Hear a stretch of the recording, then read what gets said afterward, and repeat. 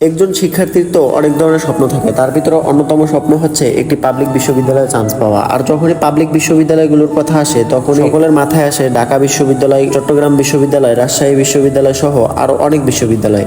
কিন্তু কুমিল্লা বিশ্ববিদ্যালয়ও কিন্তু কোনো দিক থেকে পিছিয়ে নয়। এই বিশ্ববিদ্যালয়টাও দিন দিন হাজারো শিক্ষার্থীর স্বপ্নের স্থান হয়ে যাচ্ছে। তো আজকের এই ভিডিওতে আমি কুমিল্লা বিশ্ববিদ্যালয়কে সম্পূর্ণভাবে এক্সপ্লেইন করার চেষ্টা করব।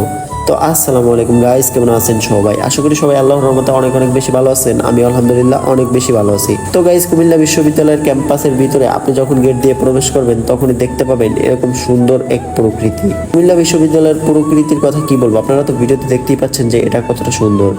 ঠিক একটু সামনে আসার পরেই আপনারা দেখতে পাবেন কুমিল্লা বিশ্ববিদ্যালয়ের কেন্দ্রীয় ক্যাফেটেরিয়া।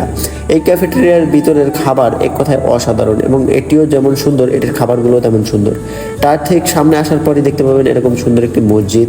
এই মসজিদটার কথা কি বলবো ভাই, এটা তো এক কথায় অসাধারণ, আপনারা তো ভিডিওতে দেখতেই পাচ্ছেন।